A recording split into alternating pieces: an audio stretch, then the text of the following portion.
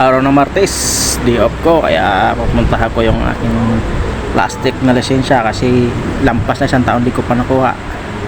So ngayon pala dito ako ngayon sa overpass, no? At na dumating na ako dito kasi mag alas 3 na ako, nagmadali galing pa, alauna pa kasi ang out ko at dumiretso na ako dito. So kung nagtatanong kung saan ako pumunta, dito lang ako sa San Jose, Montalban. So pagdating ko nga dito, ako lang mag-isa kaya salang agad. Maya nakuha ko na, wala pang 5 minuto nakuha ko na akong plastic lisensya at ito yun. At bumaba na nga ako dito pagkatapos ko mag picture.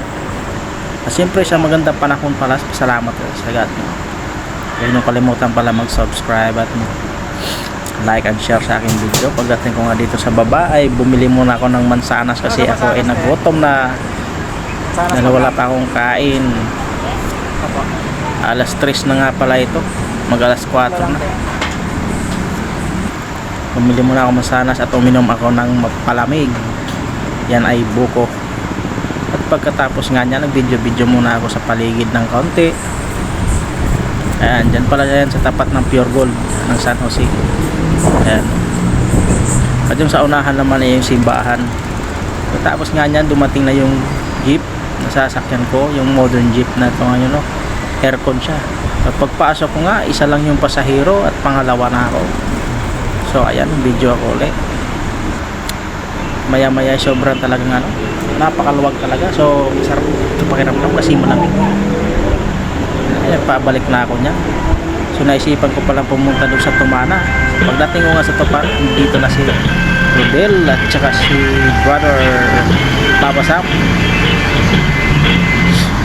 So dahil nga nagkayayaan, bumili mo na isang bote pampatulog lang. So bago yan, ikantahan muna saglit. So dahil nawala na ako ng voice over, kayo na bahala dyan. Okay, makinig na lang kayo sa magandang boses ng brother ko. Thank you.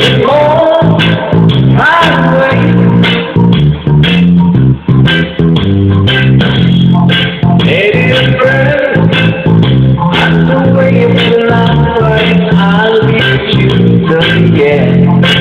Is it more my way? My last mistake.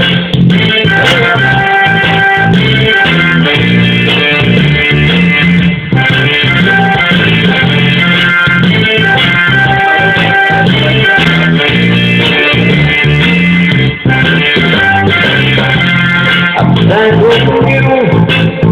Beautiful, so long, like if it happened to come.